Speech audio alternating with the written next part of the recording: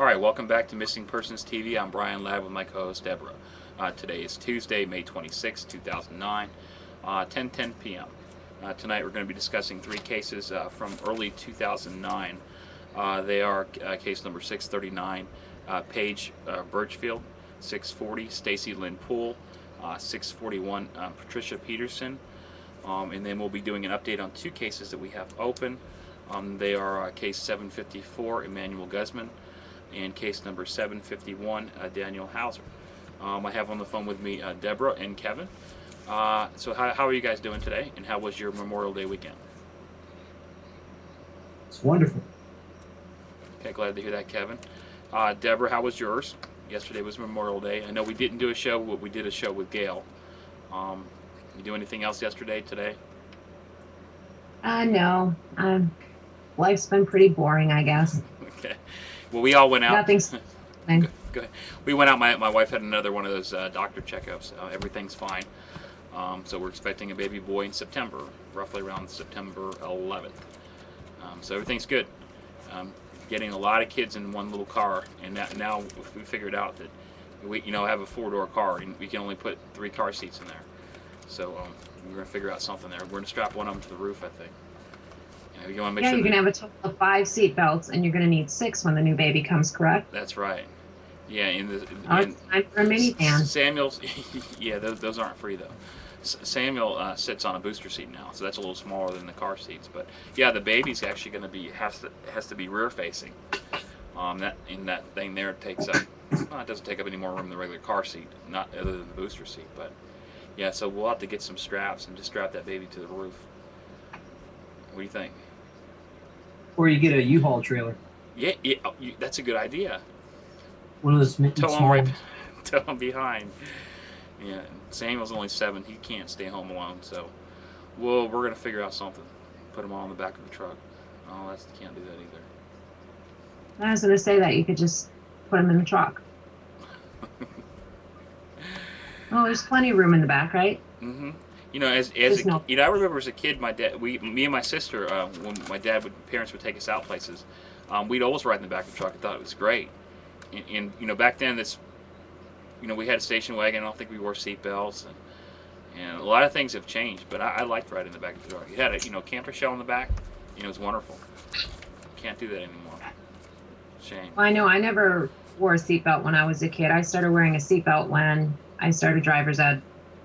Yeah. And most people weren't wearing them in that time frame. Yeah. Back in the 80s. Most people I know around here don't wear their seatbelts. I encourage them though, because I do think it's important to wear your seatbelt. It's something I always do is wear my seatbelt, because a lot of people do say that you'll be trapped in there, and I don't know. I think the statistics say that wearing a seatbelt is the right thing to do. Well, it is. Statistically, you're far better off with it. I have an uncle that refuses to wear a seatbelt and has always refused to. He doesn't care how many tickets he gets for not wearing one. Because when he was young, he was an adult at the time, but when he was younger, he was driving. He ended up having a really bad accident. But during the course of the accident, when it was happening, he was driving and he fell like sideways across the front seat toward the passenger side in the front. And from the front impact on the vehicle, it ended up driving the steering wheel right into the seat. So if he hadn't tipped sideways, he would have had the steering wheel, go right into him. And, he says if he'd been wearing a seatbelt, he wouldn't be here.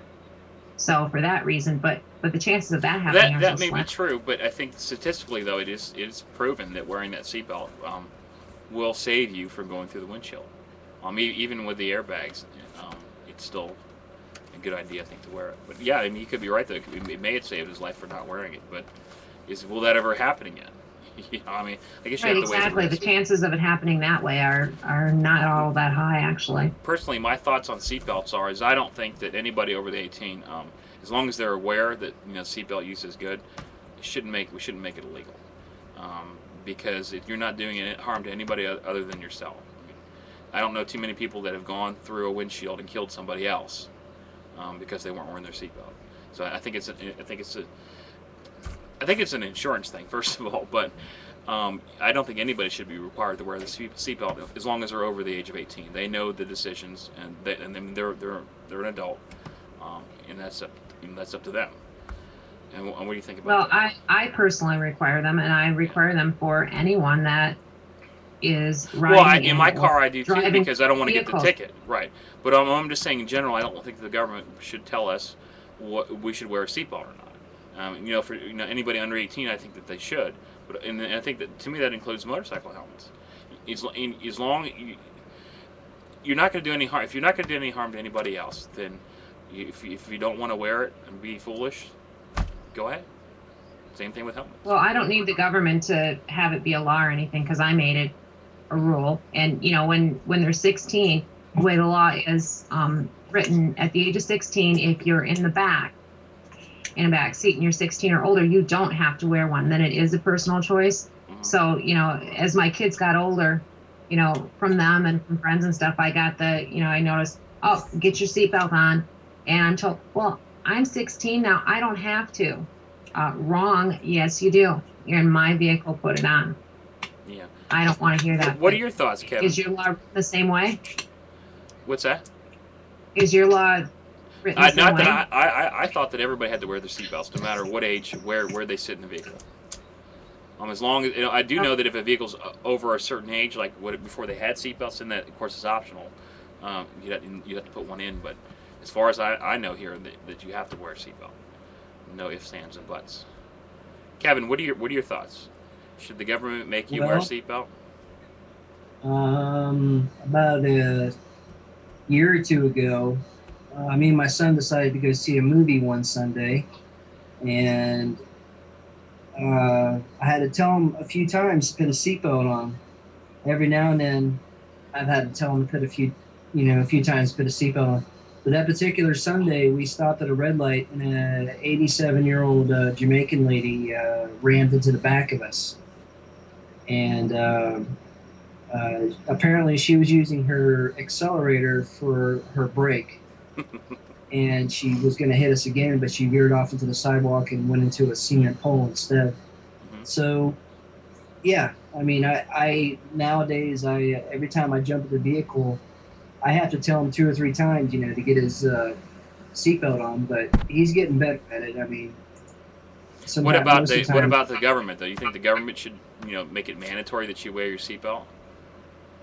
If you're over 18, that's what I'm talking. If you're a legal adult, do you think the government should tell you what you're over 18? Yeah, I think it's a good idea. Although there have been horror stories. I've heard horror stories of people, saying, my seatbelt didn't come undone after the accident had happened, or the vehicle was on fire and my seatbelt didn't come undone. Well, that's the manufacturer's fault, not the government's. If the government is saying, look, you got to do this,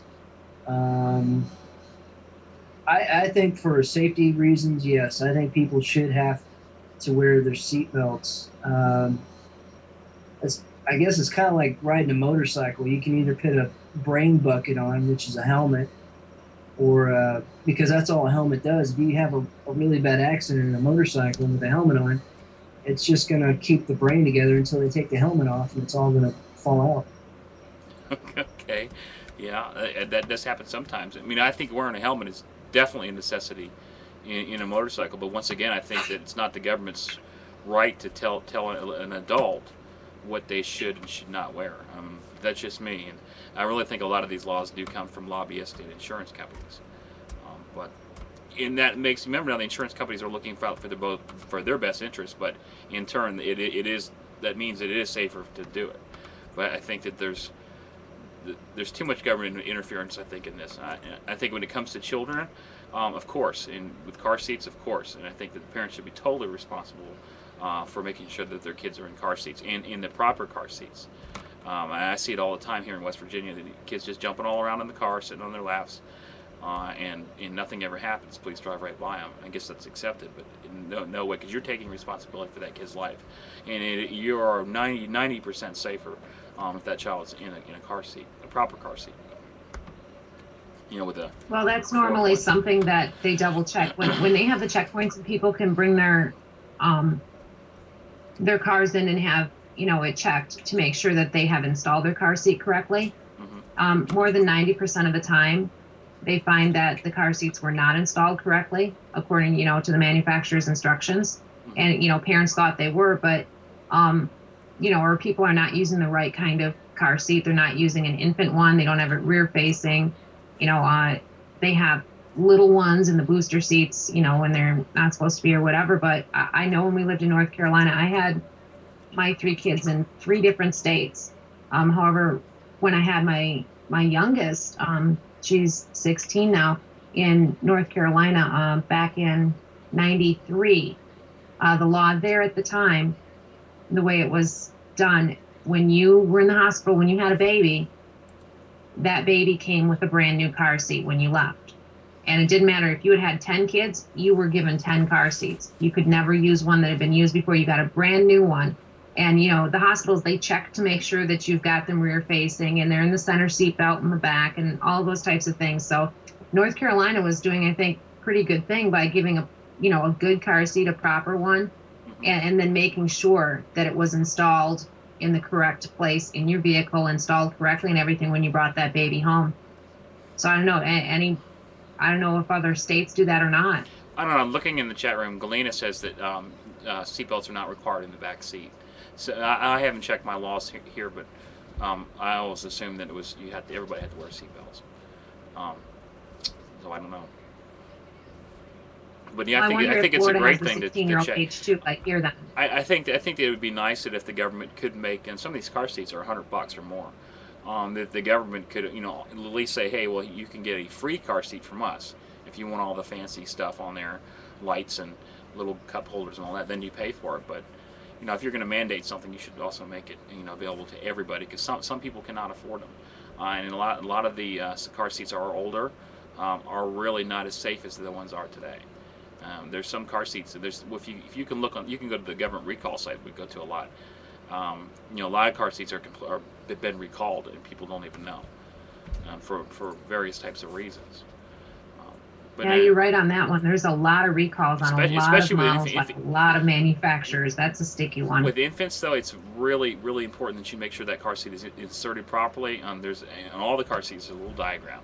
And then in some car seats, they actually have a little level that tells you what level it should be at and everything, because that's important, because they're really, really fragile. And when you get into an accident, it's that stopping that kills you. It's not the accident; it's just going from 60 to 0 in less than a second. That's what kills you. And then everything that you can put in front of you to absorb that energy is what will save your life. I'd also like to mention, Brian, that excuse me, in all seriousness, if your child doesn't have his or her seatbelt on, and you have an accident and you get a concussion, you don't remember who you are, and your child goes flying out the window into the woods, and nobody knows that you have a child with you, well, then that child could wind up, as a missing person, and that's something we don't need right here. Okay. Missing people. All right, thanks, Kevin. Is there anything else about this? We'll get on to their cases. Anybody in the chat room have any more comments as far as seatbelts, helmets, the government telling you what you can or can't do?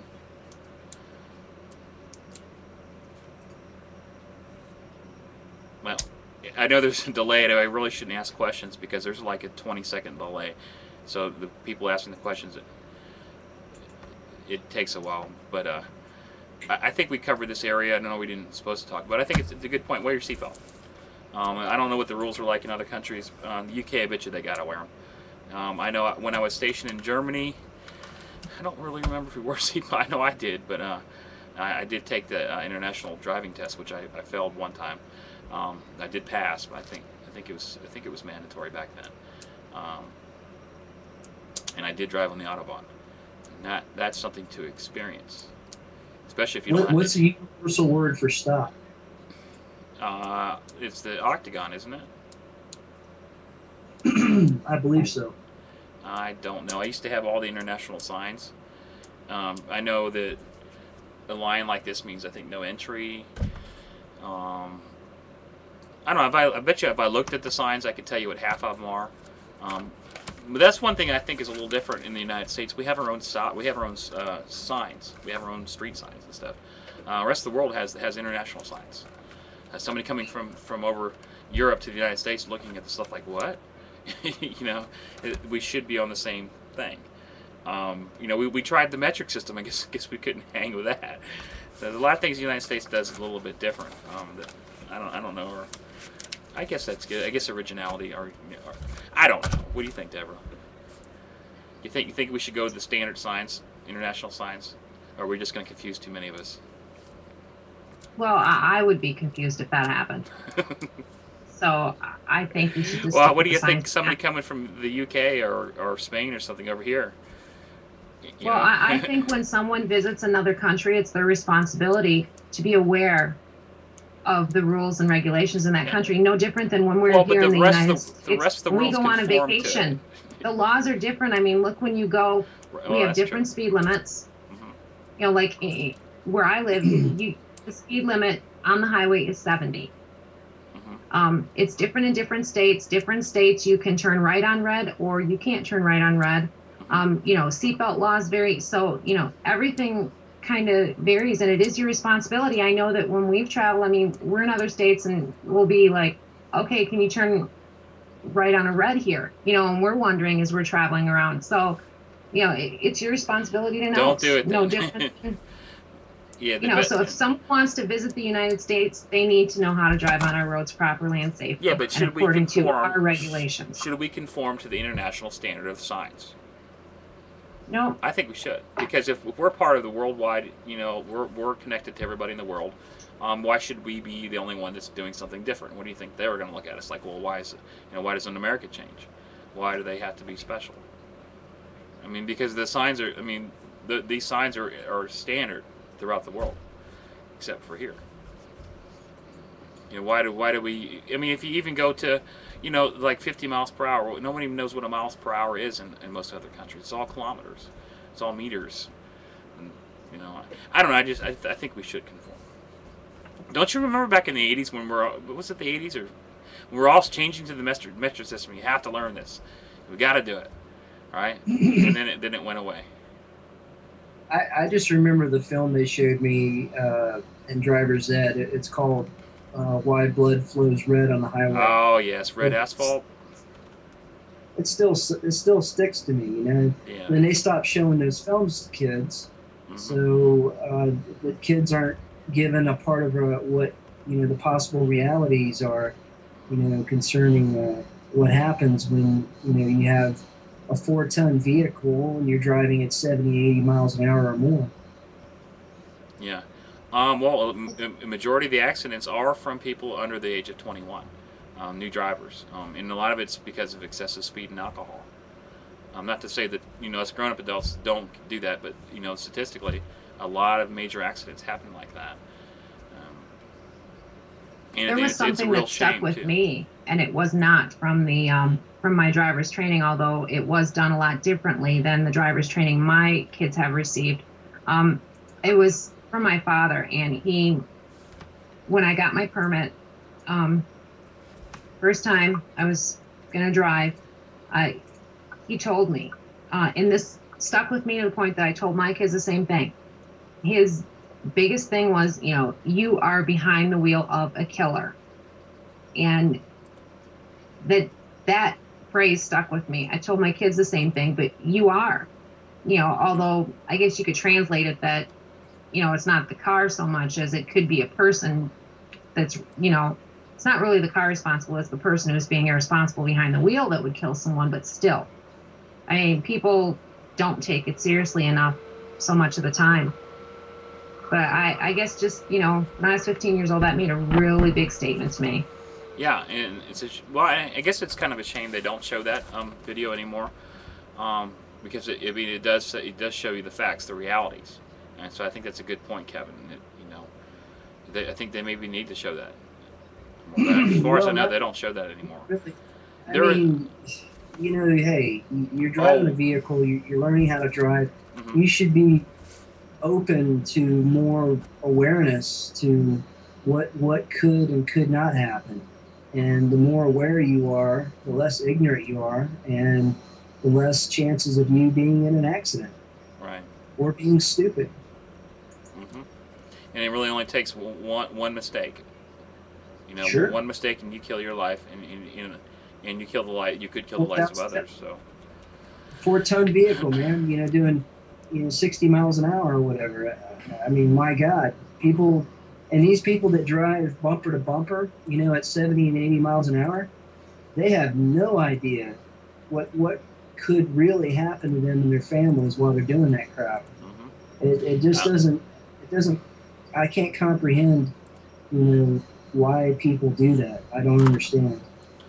Okay. I can't either, Kevin. But this was a good discussion. Last night we interviewed Gail St. John, Reginald Lewis, and Travis Sanders out there in Arizona on a missing person search.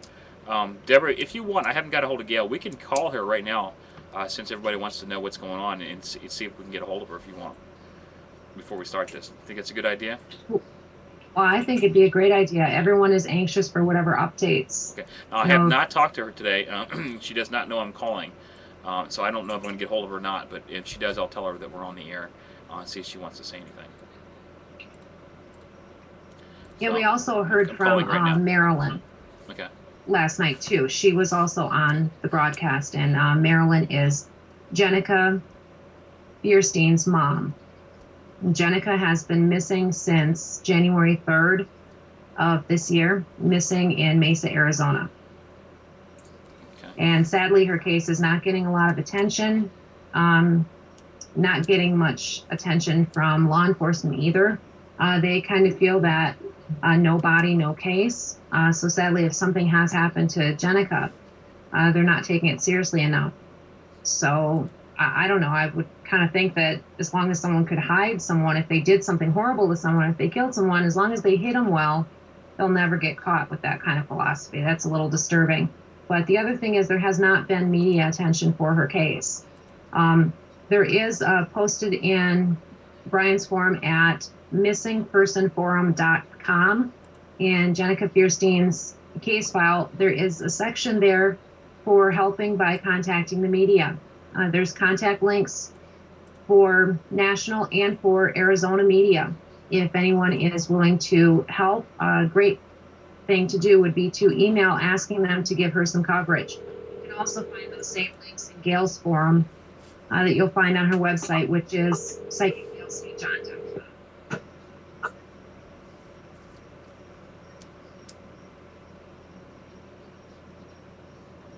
Hey, leave a message. To leave a voice message, press 1 or stay on the line. Okay, well, she's not available. She did have really bad cell phone coverage, so right now I'm not able to give you guys an update on what's going on. But as soon as I find out, I will let you know. And then as she wants, I'll go over to her chat room and her video stream and post whatever information she wants to put out. Okay? Are there any questions about what's going on with Gail St. John in that area, or any other things before we get started? I'd just like to say that anyone who may be in the local area out there, please visit Gail's website if you're willing, if you're in the Arizona area, to help with the search, and you can locate her telephone number in the press release and call her to make arrangements if you're willing to help. And another thing is Gail and Tamara, Reggie, and Travis will be returning to Ohio on the 30th, which is this Saturday. They've been there since this past Saturday, so they're there for a full week. Okay, and I think that she has another case coming up too. I'm not sure which case that is, but I think she is going out somewhere else. So she is really been busy. Her and Reggie and Travis and Tamara. Okay, I don't see any questions, so let's get started with tonight's cases.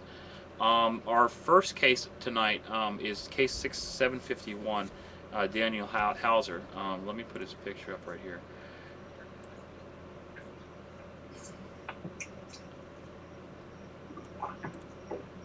Okay, this case was posted on May 23rd of 2009, just a few days ago. Deborah, we have some good news in the case. Why don't you go ahead and let everybody know what happened and what's going on today? Okay, we had talked about this case after you opened a case for Daniel. And what had happened is Daniel is 13 years old. He lives in Sleepy Eye, Minnesota, and he is battling Hodgkin's lymphoma, which is a form of cancer. He, back in February, had had an initial round of chemotherapy, and then the chemotherapy was discontinued, and his parents were exploring holistic type treatments, something that they describe the treatment as something that is Native American cultured. Well, Daniel has had his health deteriorate, and so the courts had to get involved, and in the form of ordering court-ordered chemotherapy treatment and radiation. What happened was they were supposed to appear in court last Tuesday, and Daniel's mom and Daniel went missing last Tuesday. So, instead of showing up in court, and her intention, I have it stated here in a CNN article, her intention was to take him to Mexico for that type of treatment, for the holistic type, the Native American type treatment. He did end up returning home. Him and his mom did end up returning home. I believe they returned home on Sunday, or was it yesterday? I think I'm confused. Maybe it was yesterday. But anyway, they did have a court appearance today. The hearing took about an hour. The judge ordered chemotherapy for him. And after chemotherapy, he will be undergoing radiation also.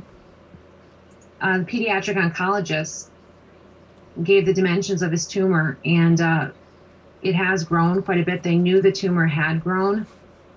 They state that it's 5.3 inches by 5.1 inches by 6.3 inches, and that it's protruding outside of his chest wall.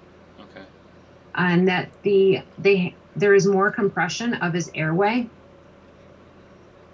making it imperative that they start the chemotherapy this week. So they're going to start that on Thursday. He will be having 6 cycles of chemo followed by radiation. And the courts have okayed, and the doctors also, that as a goal, they cannot include alternative therapies, holistic medicines, whatever they intend to do, whatever the family wants to do, as long as it does not interfere with the medical aspect of it. The mom ended up, in her name's Colleen.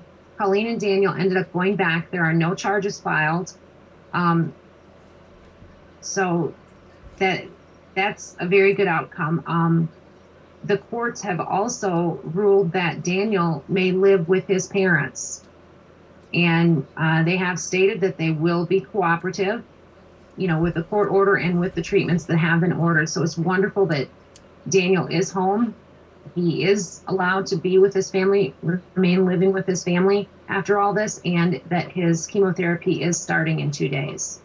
So that's really awesome news. This was a really scary case because, with cancer and with his condition worsening, every day was, it's crucial to his recovery. I did learn that more than 90% of the time, Hodgkin's lymphoma in children is treatable. Yeah, check that out too. With that was some really good news. As long as, but the only thing is you need to have chemo and radiation. Right. For that outcome. Mm-hmm. Maybe she was seeing the effects with the chemo, and they're only temporary effects. The hair goes back and everything. Maybe she just said enough is enough and just went with something else. So, you never know what goes through the mind of a mother that's experiencing something like this. It would be terrible. I would not even imagine what she would be feeling like. So, I think I'm glad that the judge and them gave her a break and did not press charges. From what it looks like, there's no charges going to be pressed, and he will be coming home with it. So that's good. The only had 2 dream drawings on this. The first one said staying off motel off freeway. He's burning. Actually, motel and then number 16 off of freeway. He's burning. The second one was a bunch of symbols. I have found out what those symbols are. Those symbols seem to exactly match some symbols I had in a dream drawing that was posted, I'd say about a week ago, and that's on my website. But looking at these symbols, it does match that. So I don't know. That could be just something to do with nothing or related to a different case, or more than likely related to something that I had a dream about before. So I don't know if it's related to this case, but we'll keep it there. Kevin Doyle did do some work on this case a few days. Was it yesterday or just 2 days ago? Wasn't it, Kevin? Yeah. Okay. Did you want to share what you have on that case? I had closed the case. When somebody is located, we close the case. We do like sometimes if we get a chance, we do go back and cover what our work was, be it right or wrong or whatever. Did you want to cover that now or? Sure. Okay. Go ahead. What I have is alive, in danger, made to look like abduction. She may be executed soon. Someone else knows her location. Drugs, 17th Street. Okay. As far as she may be executed soon and someone else knows her location, that information may pertain to the mother, because when you have something like this that's internationally known on the news, you might get a lot of people who don't like what she's doing with her child, running away with, in order to not let him have treatment. A lot of people consider that child endangerment. So some people will direct their anger towards the adult for doing that to their own child, and there was even other people who would wish the parent to be dead, for doing such a thing with their child, running away, for not letting the child have treatment. That's my opinion on that meditation there, and definitely drugs. 17th Street, I don't know what that means, and made to look like an abduction. I don't quite. It was kind of confusing when I got that one in. I don't understand. Okay. Alive and endangered, I definitely got that one. Okay. The most important thing is, Kevin, you put it out there. No matter what it is, if you have something, send it to us. We will post it in the forums. It doesn't matter if you're right or wrong or whatever. It could mean something now, later on, or whatever. It could help. So thank you for doing that, Kevin. No problem. Okay, Deborah, anything else for this case? The only thing I have left for this case is my thoughts and prayers go out to Daniel and his mom, Colleen, and his dad, Anthony, as they go through this, as a family. And also thoughts and prayers for successful recovery for Daniel. Okay, well said. We wish you guys the best, and hopefully the Daniel will be just fine. And when it looks like from past procedures like this, it's gone fine in a lot of patients. Okay, let's move on. Our next case is case number 754, Emanuel Guzman. I have the picture up here. For some reason, these things are overlapping here. The case was requested to be opened on March 25th, 2009. That was yesterday. The case has been posted to the website. Deborah, what information do we have for Emanuel? Emanuel Guzman has been missing since May 21st. So he's been missing since about a week. What was that? Yeah, close to a week now. He is 1 year old, Hispanic male. His date of birth June 18th, 2007. Brown hair, brown eyes, 2 feet tall, 30 pounds. He's missing from Colorado Springs, Colorado. This is a parental abduction case. Missing with both of his parents. His dad is named Benito, so that's for Benito Guzman. Date of birth October 26, 1979. Hispanic male, black hair, brown eyes, 5 feet 8 inches tall, 180 pounds. Mom's name is Carmen Aguilera. Her date of birth is May 29th, 1978. Hispanic female, black hair, brown eyes, 5 feet 6 inches tall, 130 pounds. It says that they may still be in the local area, which is Colorado Springs, Colorado, or they may have traveled to Mexico. They say that they may be traveling in a brown 1999 Jeep Grand Cherokee, Colorado license plate 781SLH, or a tan 2004 Ford pickup truck with Colorado license plates 491SKZ. If you have information, please contact Colorado Springs Police Department at 719-444-7000 or the National Center for Missing and Exploited Children at 1-800-THE-LOST. And this case has, they believe that Emanuel's in danger. So this has some danger involved. They discovered that Emanuel had been burned. He had burns on his hands, and this was learned back in April last month. And so there was a court date to determine, what to do about it on May 21st. So instead of showing up for this court date, when, there's a child abuse type allegation that needs to be dealt with, they went on the run. And they think that Emanuel's in danger. They say in some of the research I've done that he needs medical treatment. So it sounds like the burns are pretty severe. And they say that there's a risk of infection and stuff like that. So I'm actually, a little confused as to why, if they discovered burns on this baby back in April, now when we're toward the end of May, well, they have a hearing scheduled for May 21st. Why does it take that long to address that issue? Because if he's in an unsafe environment, if there's abuse going on, to the extent that he's badly burned, then I would think that needs to be dealt with right away. There's a law, I forget what law, but there's a federal law where they actually take the person affected and any other siblings in the house. Right, take him into custody, then investigate it later. If it turns out to be unfounded, there's actually a name for the law, though. I forget the name. If anybody in the chat room knows, please let us know. There's actually a law for this, and it gives them the right to take them immediately if they deem that the situation they're in is endangering them, and that includes everybody else in the family too. Well, I think that's a great law, and it's there to protect the child, and it's a horrible thing, if a child or children are taken because there's suspicion of some sort of abuse or something like that going on. But I would think that in those cases, if it turns out to be unfounded, at least it was better to check it. I don't. Burns. I don't Burns. See If that's not, the kid has burns and that's not accidental, they should never have that kid. There's no way that's torture. There's no. So I don't know what happened, but if they did that, something was done on purpose, and the kid had burns, you don't deserve to have that kid.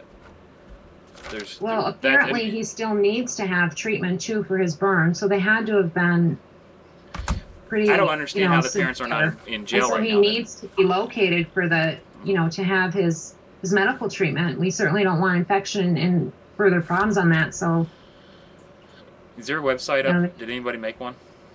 There's not. Okay. There's not, and there's really not a whole lot of stuff. Okay. We do have a site in the form. The case is open in the forms. And once again, if you just go to missingpersonforum.com, and the case is there. Deborah, are they're alphabetical now by last name, correct? Actually, there's two sections. The first section, when you get to the forum, will say missing and missed, and they're listed with their first names first, and that's the general forum that has all kind of information. You can discuss cases there. Go down a little further, you will find that every case is listed again.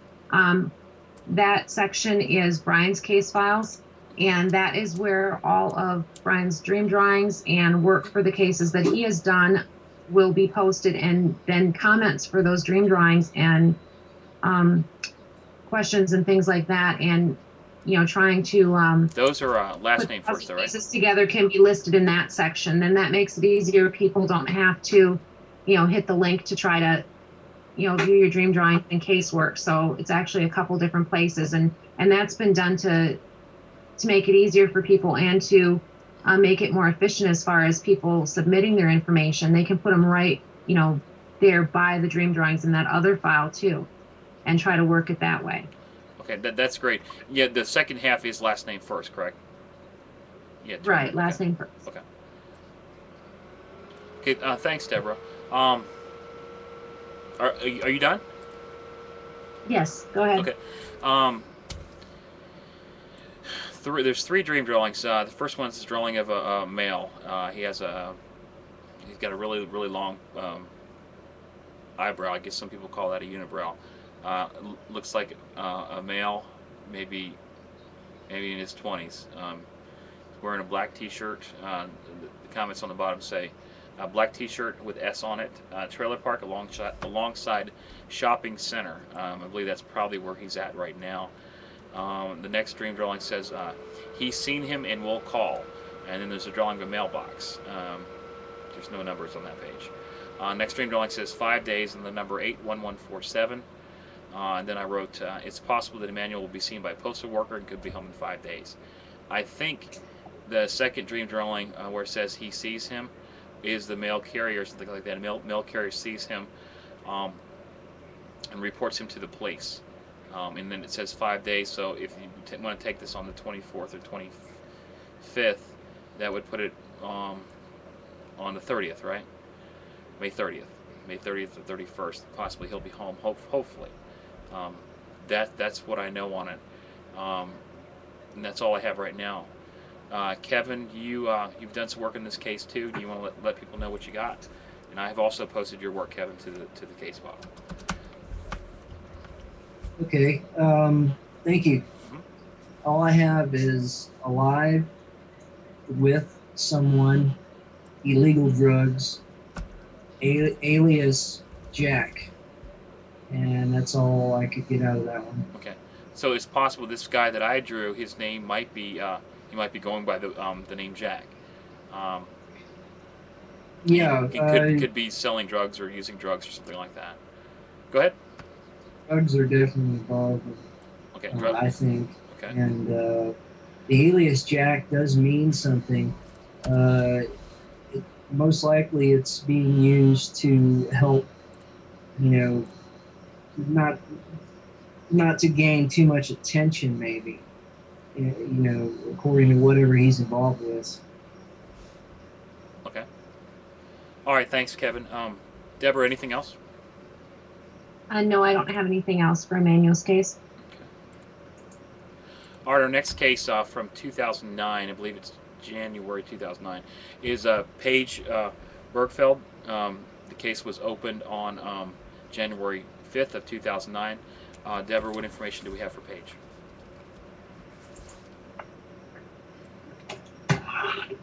Okay, Paige Birgfeld. She has been missing since June 28th of 2007 from Grand Junction, Colorado. Her date of birth is April 27th, 1973. 34 years old at the time that she went missing. 36 years old now, 5 feet 4 inches tall, 110 pounds, Caucasian female, blonde hair, hazel eyes. Paige may be using one of her previous married names, and those are Dixon and Biegler, Biegler. She was last seen wearing a blue strapless top with flowers and either blue jeans or denim shorts with that. Okay, they say that Paige and her first ex-husband, who's named Howard Biegler, he goes by Ron, were considering reconciling, and they got together on the day that she went missing. He talked to her on cell phone at 9 p.m.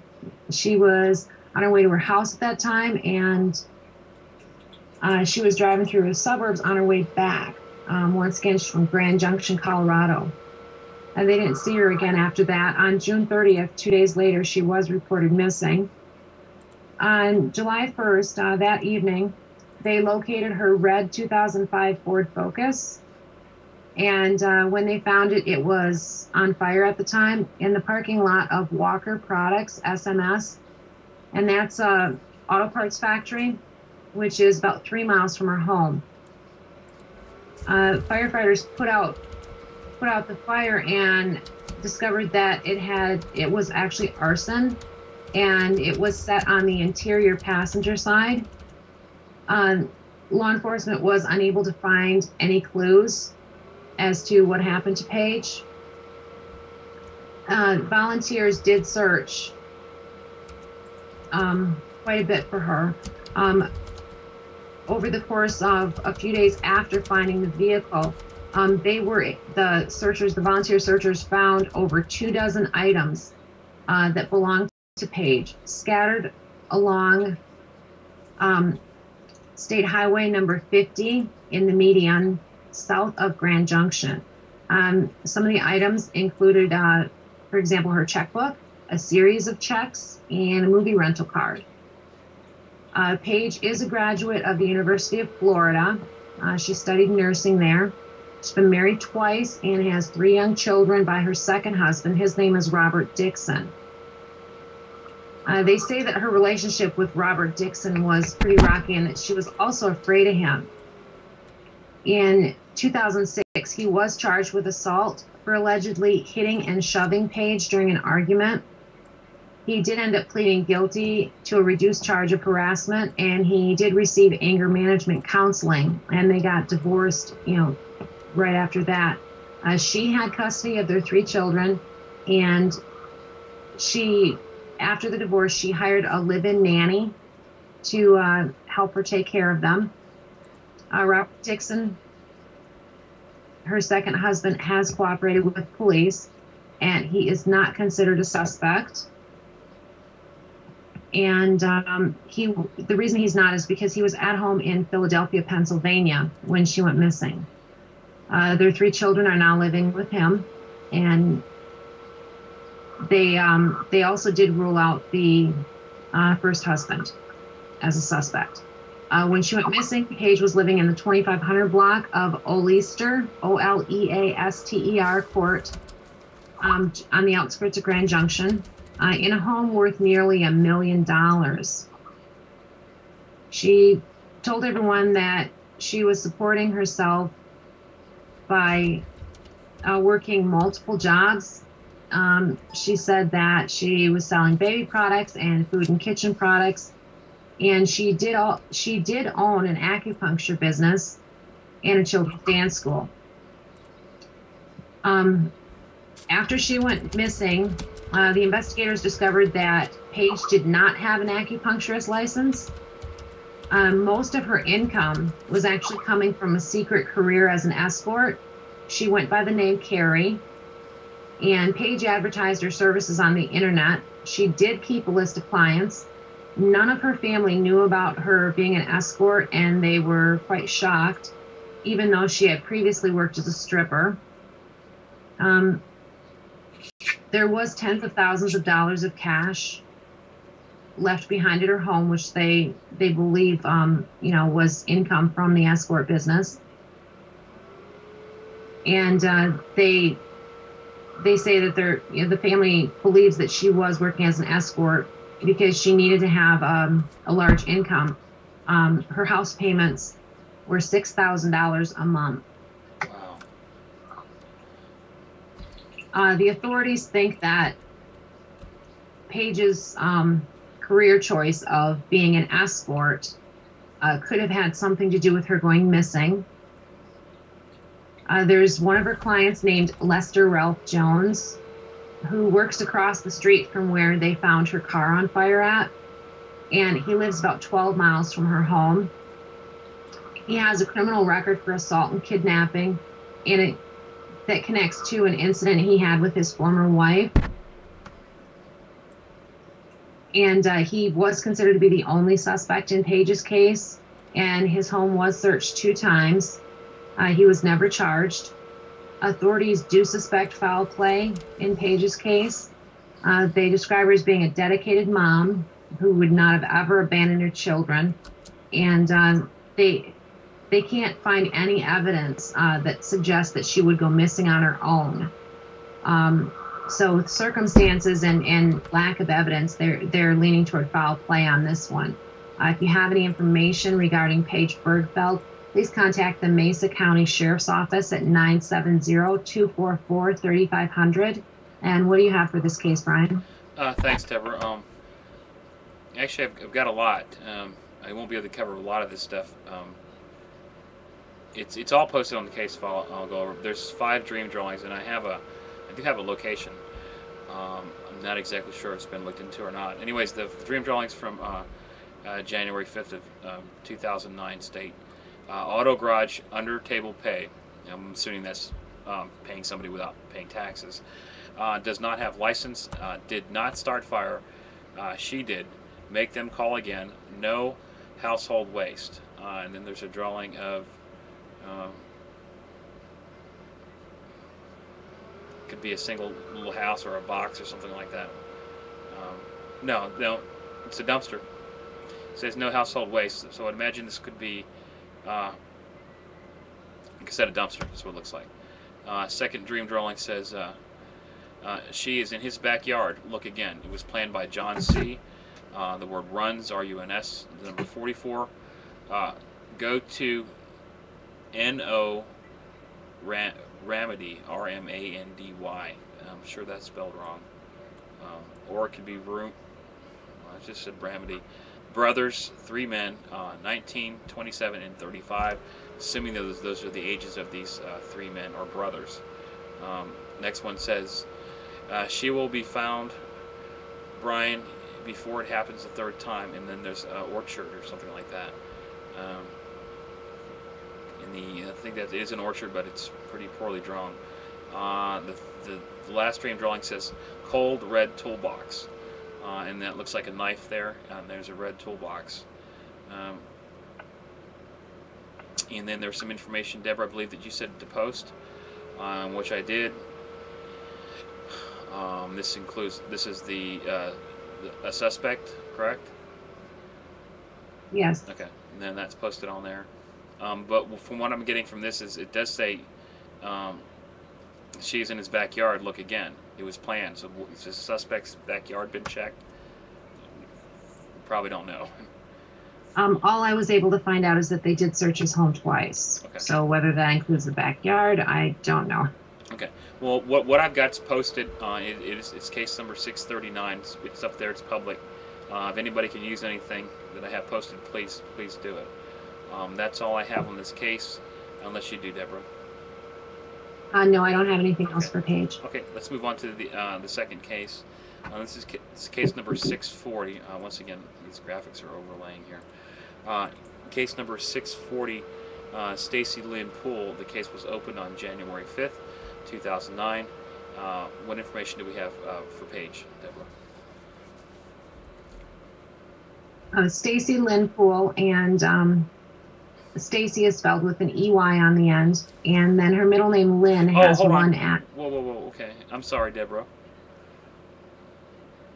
I had the wrong file. Let me get it right. So what information do we have for Stacey? I'm sorry, I was just reading another page. She's been missing. Okay, she's been missing since November 21st, 2005, from Chico, California.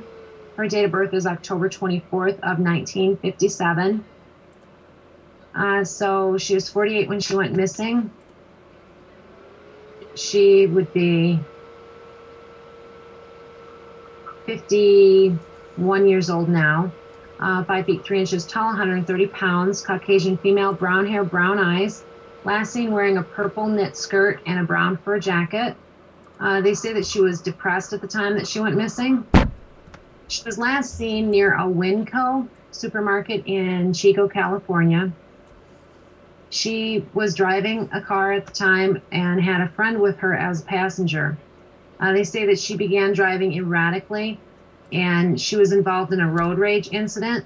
She stopped her car and she started arguing with another driver. At that point, Stacey's friend left the vehicle and walked away. They never heard from Stacey again after that. 4 days later, on November 25th, she was reported missing. A couple days later then, on November 27th, they found her red 1993 Toyota Corolla abandoned on a dirt road off of Highway 32 in Forest Ranch, California. There was no sign of her at the scene, but they found her purse nearby. Investigators did determine that the car had been there since at least November 23rd. So they weren't able to verify if it had been there since November 21st, the day that she actually did go missing, but they were able to verify back to the 23rd. They say that she was having personal problems and behaving irrationally at the time that she went missing. She did live actually in Paradise, California at the time. And that is the jurisdiction for the investigation. But some places actually report that she disappeared from Paradise, California, when it's actually Chico, California. Some places also report that she has been missing since November 19th instead of the 21st. If you have any information for Stacey Lynn Poole, please contact the Paradise, California Police Department at 530-872-6241. And what do you have on this case, Brian? Thanks, Deborah. I have one dream drawing. It says underwater creek at Junction Road, Lost Forest in California will be found by Outdoor Club. That could be somebody in some type of probably either hunting or fishing or something like that. More than likely fishing. May find her. And that's all it said. But I did do some research back then. It says I found this, and it's close to Chico. There is a Lawson National Forest next to Chico, California. And there's a map of that up there. And there is definitely some creeks right there. I'm not sure which one. But it did say will be found by Outdoor Club. I guess more research into this, and maybe I can get something more specific. Actually, probably get some help from somebody else too on this case. Think? Yes, I agree. I'm marking her down for a redo and additional help.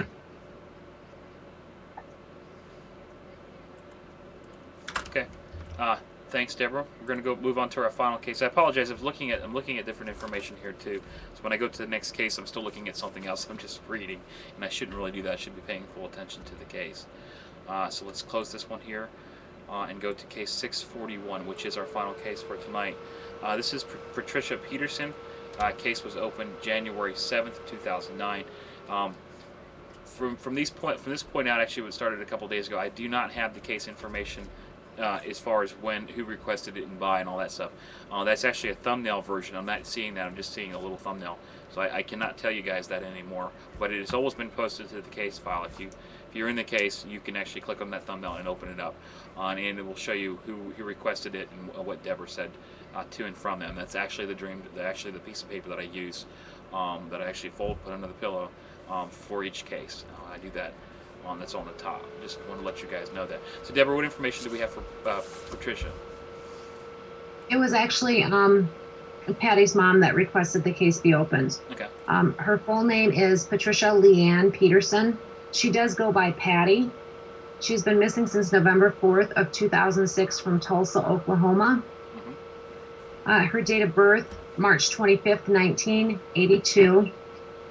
24 years old when she went missing, 27 years old now, 5 feet 3 inches tall, 100 to 110 pounds. She's a Caucasian female, light brown hair and blue eyes. As I said, her nickname is Patty. She may also use an alias first name, and that would be Shasta.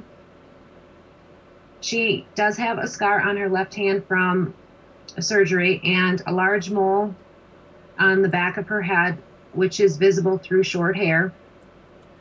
She has pierced ears and one of her front teeth is missing.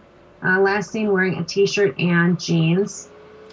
The last place that she was seen was the Quick Trip Travel Center, a truck stop, which is located near to the 16,500 block of East Admiral and Interstate 44.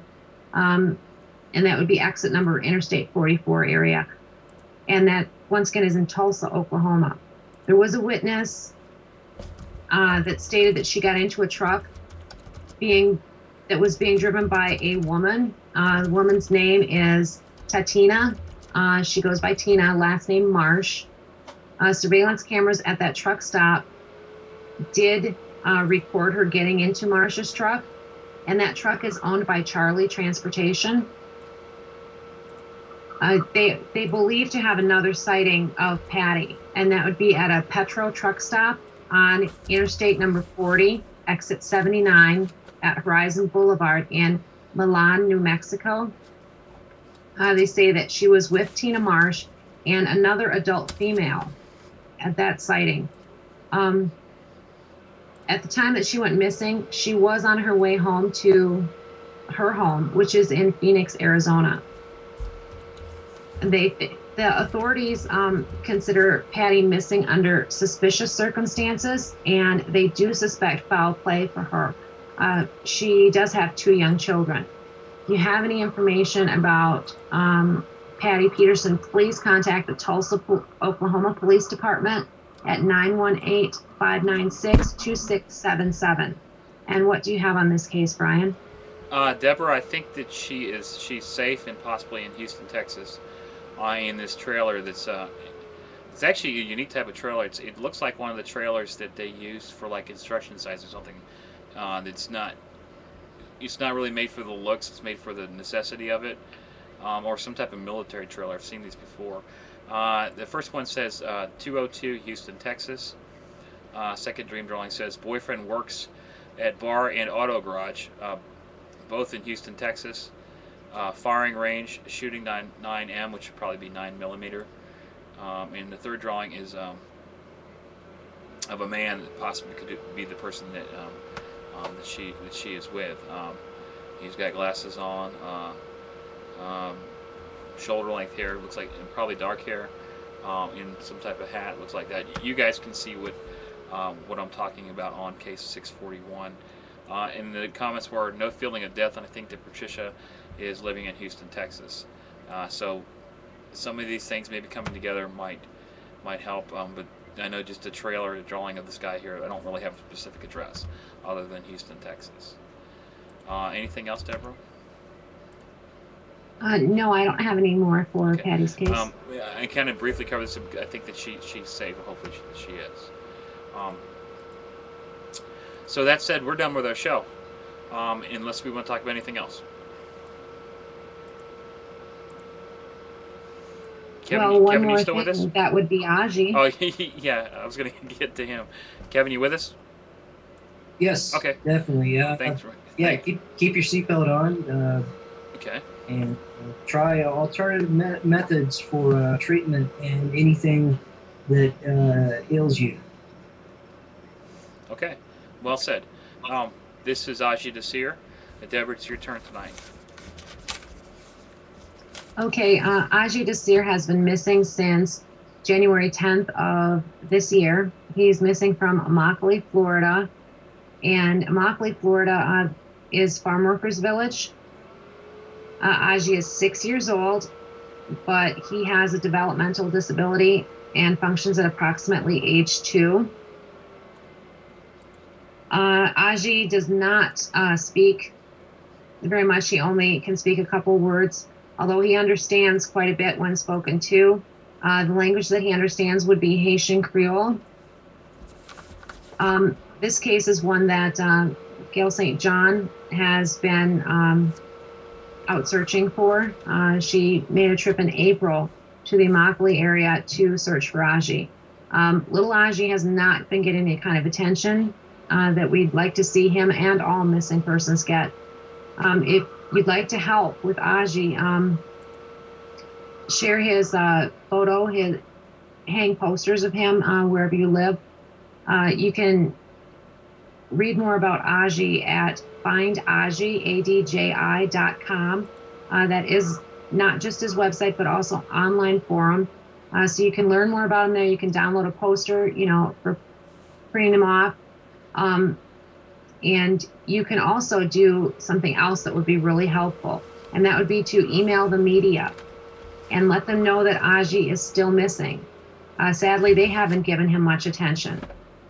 There is a section on there for contacting the media that has links to the contact pages for national and Florida media.